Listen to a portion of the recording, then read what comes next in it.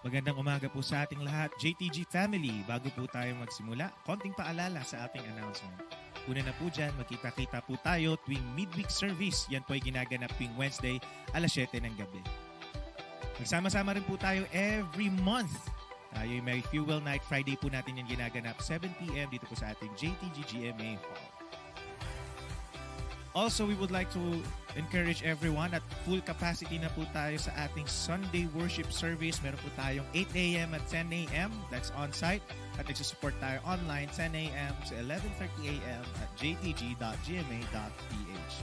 And finally, we encourage everyone, sumali na kayo sa ating mga small groups. May 3 pamamaraan kung paano po tayo sasali. Meron po tayong Bible Study Group, Discipleship Group, at Connect Group. According to your age, we have youth, young adults, and men's and women's Connect Group. Simulan na po natin ang ating morning devotion. Muli, magandang umaga po sa lahat.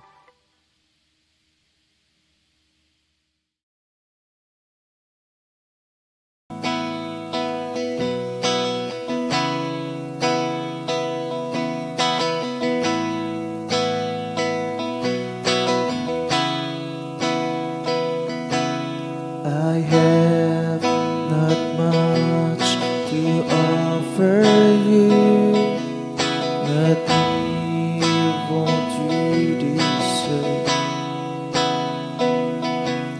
but still I come because your cross has placed in me my worth.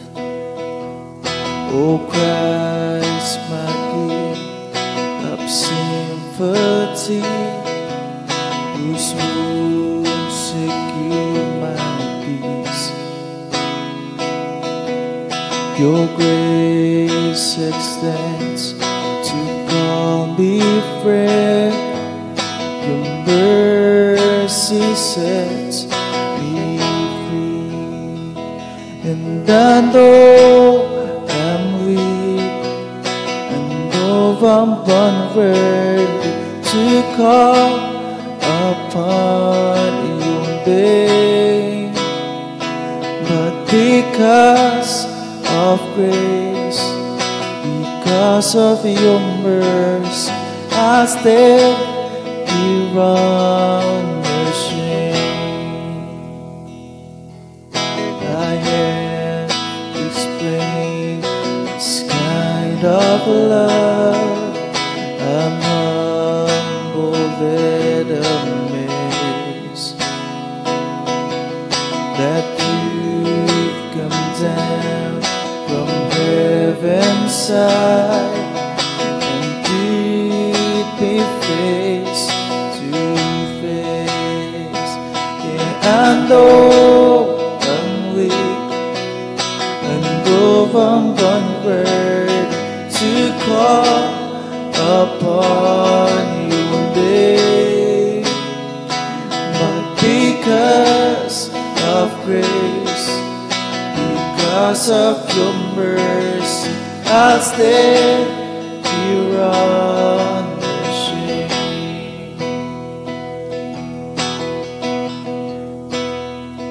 Here I am at your feet, in my brokenness complete. Here I am at your feet, in my brokenness complete. Here I am at your feet, in my brokenness complete. Here I am at your feet, in my brokenness complete. And I know I'm weak, I know I'm unworthy to call upon your name, but because of grace, because of your mercy, I stand here unashamed.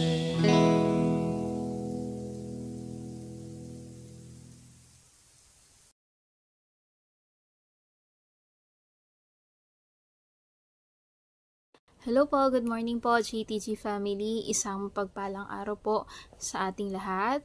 At isang araw na naman po na ibinagkaloob ng Diyos sa atin, isang masaya at pinagpalang araw po. So bago po natin gawin o simulan yung mga bagay po na kinagawian natin gawin sa buong maghapon, ay magsimula po tayo sa pagninilay po ng salita ng Diyos. So bago po tayo dumako sa ating morning devotion, ay tayo po muna ay manalangin. So, Ama naming banal, sa umagang ito ay patuloy kaming lumalapit, dumudulog sa iyong habag at trono, Lord God. Patuloy na nagpapasalamat sa iyong kabutihan po sa aming mga buhay, sa iyong pagmamahal na hindi, Panginoon Lord God, nagbabago po, Panginoon Lord God. Lord, unang-una, anuman pong mga bagay na nakita mo po sa aming mga puso, sa aming mga isipan, mga bagay po na hindi naging kalugod-lugod sa iyong harapan, ay humihingi kami ng kapatawaran at patuloy na nagpapalinis po ng iyong banal na dugo, Panginoon Lord God. Lord, sa umagang ito, patuloy mo kaming abutin, Panginoon, ang iyong mga salita at patuloy ka, Lord God, mabigyan ng karangalan at kaluwalhatian sa bawat, Panginoon, Lord God, aming ginagawa, Panginoon. At hayaan mo, Lord, sa lahat ng aming mapakikinggan ngayong umaga, patuloy itong magpalakas at magbigay po ng encouragement sa amin, Panginoon. At hayaan mo, Panginoon, Lord God, ikaw pong patuloy na magpaunawa sa bawat isa, Panginoon, ng mga salitang ito, Lord. At ako yung lingkod na iyong gagamitin, patuloy mo lamang itago sa likuran ng iyong cross. Hindi ako makita, Panginoon, kundi ikaw, Lord God. Lord, continue to open the hearts and mind of the people that will listen, Panginoon, Lord God, sa iyong mga salita.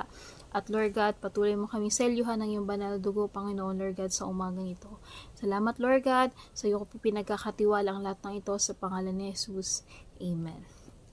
Kung meron po tayo mga Biblia, please open po the book of Isaiah 44 verse 1 to 8 po. Sabi po ng kanyang salita dito, sinabi ni Yahweh, ikaw, Jacob, na lingkod ko, ako ay pakinggan. Lahi ni Israel ang pinili kong bayan. Akong si Yahweh ang sa iyo'y lumalang, tinulungan na kita mula nang ikaw ay isilang. Huwag kang matakot, ikaw na aking lingkod, ang bayan kong minamahal. Aking ibubuhos ang saganang tubig sa uhaw na lupa, sa tuyong lupa maraming batis ang padadaluin. Ibubuhos ko sa iyong mga anak ang aking espiritu, at ang mga liping susunod sa iyo ay pagpapalain. Sila ay sisibol tulad ng damong sasagana sa tubig. Sila'y dadaloy tulad ng halaman sa tabi ng batis. Bawat isa ay magsasabing, ako ay kay Yahweh. Sila ay darating upang makiisa sa Israel. Itatatak nila sa kanilang mga bisig ang pangalan ni Yahweh, at sasabihin sila'y kabilang sa bayan ng Diyos. 6. Ang sabi ni Yahweh, ang hari at tagapagligtas ng Israel, ang makapangyarihan sa lahat. Ako ang simula at ang wakas, walang ibang Diyos maliban sa akin. Sino ang makakagawa ng mga ginagawa ko? Sino ang makapagsasabi sa mga nangyari mula sa simula hanggang wakas? Verse 8, huwag kayong matakot, bayan ko.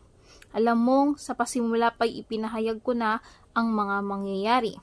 Kayo'y mga saksi sa lahat ng ito, mayroon pa bang Diyos maliban sa akin? Wala nang hihigit pa sa aking kapangyarihan. So, pagpalain po ng Panginoon ang pagkakabasa ng kanyang salita. So, sa umagang pong ito, ay dadalhin ko po kayo sa topic po na matibay na pangako ng Diyos na ating mapanghahawakan. So, sabi po dito, ang mga pangakong ito ay hindi lamang sa Israel, no? Ito ay nakakalaan para sa pangkalahatan. So, sa pangapinili niya, ang mga promises ni God ay ipinagkakaloob din. So, mayroon po tayong mga pangako ng Diyos na mapanghahawakan. Tulad mo, tulad ko, para sa ating mga nanghahawakan at nananalig sa Kanya sa mga pangako niya. So ano ba yung sa talatang ito, ano ba yung makikita nating mga pangako ng Panginoon na pwede nating panghawakan, no? Sa araw-araw nating buhay, no? Sa araw-araw nating paglakad sa mundong ito, no? Alam naman natin na lalo na ngayon on last days, marami tayong pagsubok, marami tayong kinakaharap, bawat isa sa atin ay may kanya-kanyang struggle, bawat isa sa atin ay may kanya-kanyang kinakaharap o mga laban sa buhay. So, meron tayong matibay na pangako ng Diyos na ating mapangahawakan sa panahon po na tayo ay nanghihina or yun nga, sa panahon na tayo ay lumalaban sa hamon ng buhay. So, yung unang sinabi po dito, mababasa po natin sa talata 1, no? Sabi na ang pangako ng Diyos dito ay tayo ay kanyang tutulungan, no? Sabi sa verse 1, sabi po dito na tayo ay kanyang, sinabi ni Yahweh, ikaw Jacob, na lingkod ko ay pakinggan. Dahil ni Israel ang pinili kong bayan.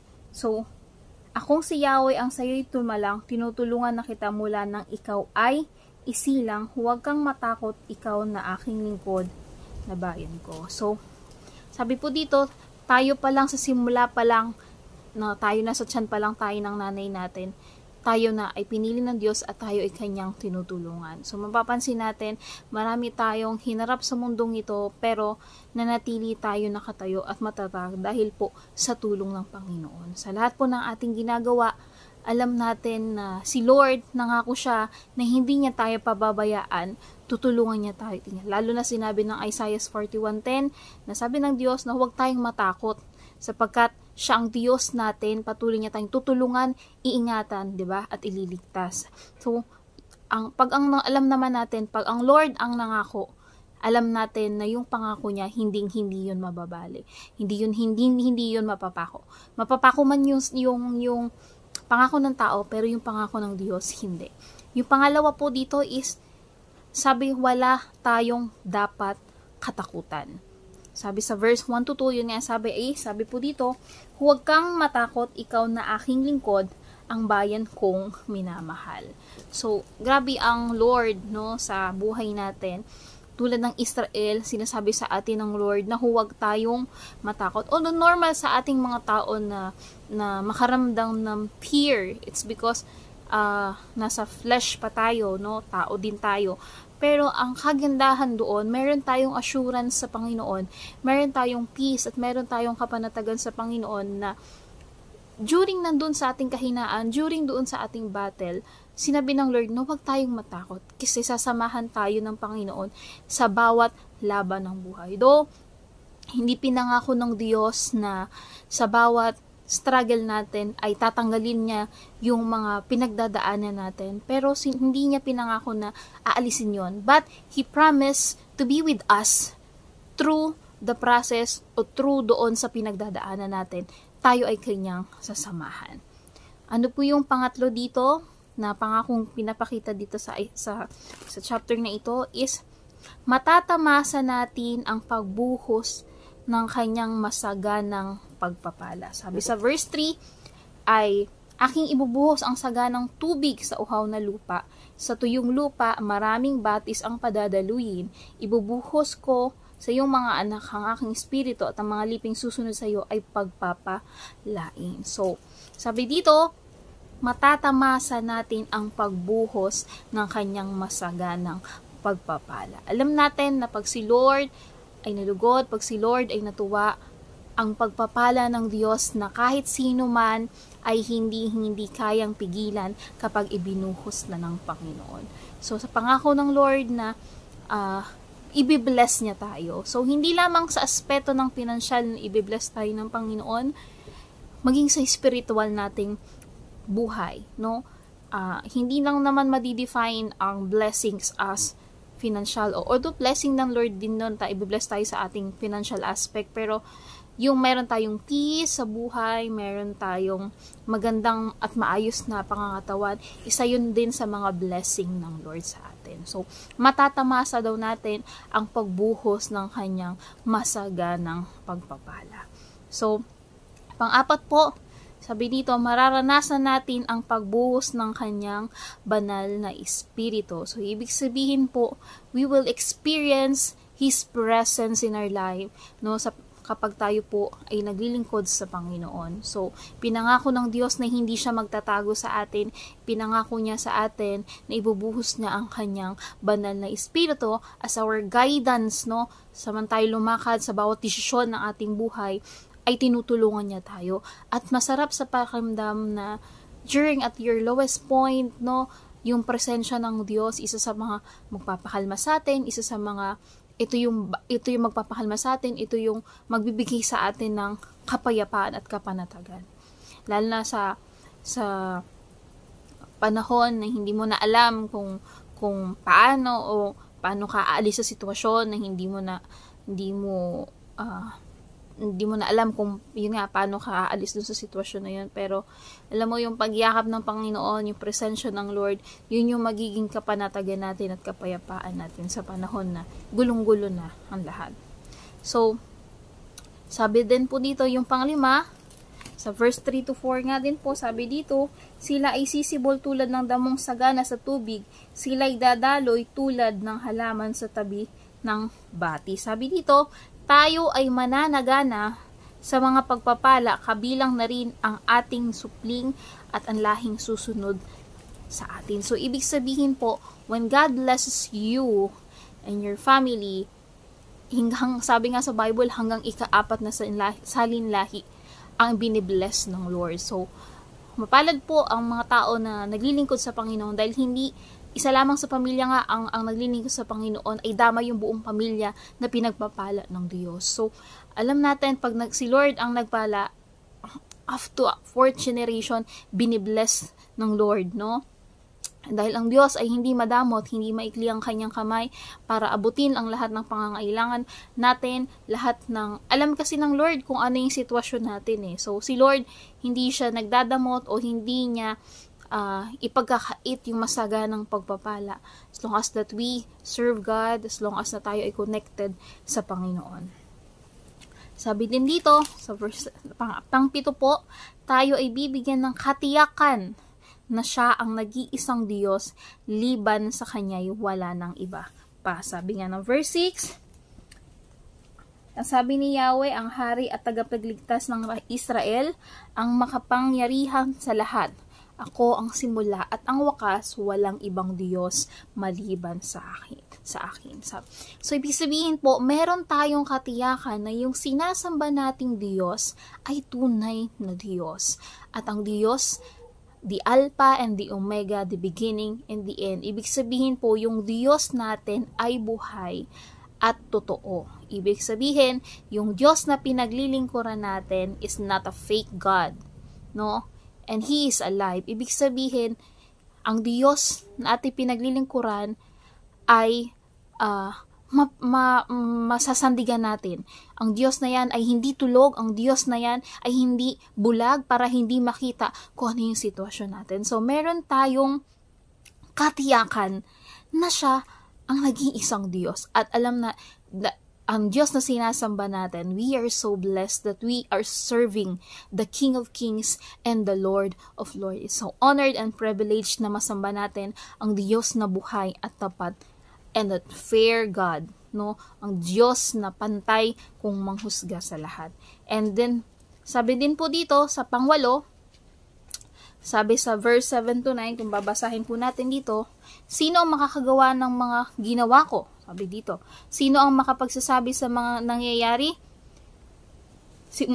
Mula't simula hanggang wakas. So, sabi dito, huwag kayong matakot, bayan ko, alam mong sa simula pa'y pinahayag ko na ang mga mangyayari.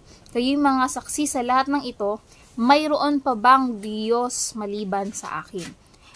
Wala nang hihigit pa sa aking kapangyarihan. So, sabi dito, sa verse 8, tayo ay pinili para maranasan ang kanyang kapangyarihan at ito ay ibabahagi sa lahat ng mga tao. So, sabi nga ng Lord, meron pa bang ibang Diyos maliban sa akin? Wala na. Ang sagot ay wala na, dahil walang katulad ang Diyos na ating pinaglilingkuran. At ang Diyos na ating pinaglilingkuran na yan ay makapangyarihan, no? At ito ay may babahagi natin sa ibang tao na kung paano tayo binless ng Lord, kung gaano kabuti ang Diyos na ating pinaglilingkuran, no? Pinili niya tayo para maranasan natin kung gaano kadakila ang Diyos na ang ating Panginoon, kung gaano siya makapangyarihan.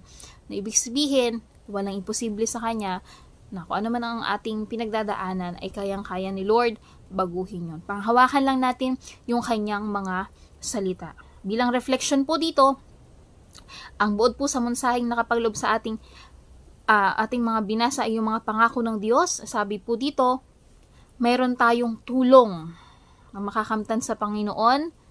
So, pangako niya yung kawalang ng takot na hindi tayo dapat matakot dahil sasamahan niya tayo. Yung masaganang pagpapala ng Panginoon ay patuloy niyang ibubuhos at yung kapuspusan ng Espiritu, patuloy natin siyang mararanasan at patuloy na tayong sasamahan lalo na sa bawat desisyon ng ating buhay.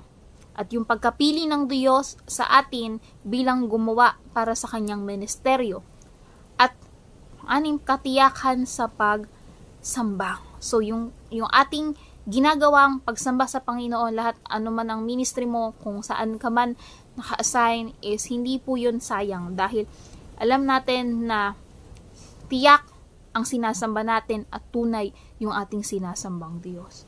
And ang last is walang Diyos na iba magpakilanman, kundi ang Diyos lamang si Yahweh, ang Diyos lamang na si Jesucristo at ang Diyos banal na Espiritu.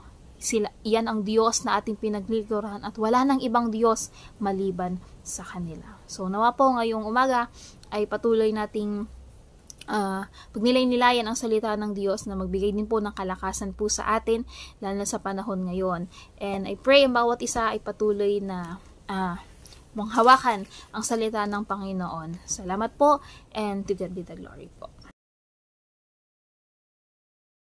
Hallelujah, hallelujah. Hallelujah, Jesus. Pinupuri, pinasasalamatan kita muli sa oras na ito, Panginoon. Patuloy namin, Lord God, nilalapit sa iyo ang aming mga puso at kaisipan at ang lahat ng aming mga panalangin ito, Lord, makarating sa iyong kabanal-banalang trono, Panginoon, upang, Lord God, maranasan po namin ang katugunan ng bawat panalangin ito in the name of Jesus. Lord, tinataas po namin, Panginoon, ang lahat ng mga Kristiyano, Panginoon, sa oras na ito, Lord God, patuloy na abutin mo ng iyong mapagpalang kamay, maranasan, Lord, ang iyong pagkilos sa aming mga puso at isipan at anuman po nakita mong karumihan muli sa aming mga buhay. Patuloy namin sinusumamo sa iyo. Linisin mo kami na mapagpalang dugo sa oras na ito. At salamat po, Ama, ng marami. Pagpalain mo po ang nagpahayag na yung mga salita. Lubos-lubos po pa namin, Panginoon. Pasasalamatan ang mga natanggap naming salita mo dahil ito magbibigay sa amin ng kalakasan sa araw-araw, Panginoon. Kaya salamat po ng marami. Ama, tinataas din po namin sa iyo ang lahat ng mga Kristiyano. Patuloy na kami ay tulungan mo na makalakad na may kabanalan at katuwiran sa araw-araw ng aming buhay, Panginoon. Ilayo mo po kami sa tukso, malabanan po namin ang tawag ng mundo. Maging, Lord, loobin mo po na ang bawat mga Kristiyano ay maging matagumpay sa mga inaalok ng kamunduhan. Tulungan mo po na maging matatag ang aming pananampalataya at maalala namin ang mga salita, Panginoon, na magtutuwid sa amin sa araw-araw. Salamat po ng marami, Lord. Pagpalain mo po ang bawat mga anak mo na sa oras na ito ay nakikinig ng iyong mga salita at mga panalangin nagkakaisa. In the name of Jesus. Muli, Panginoon, sa iyo po namin binabalik lahat ng papuri, pasasalamat, pagdakila sa tanging pangalan ng iyong anak na si Jesus at ng banal na Espiritu. Amen.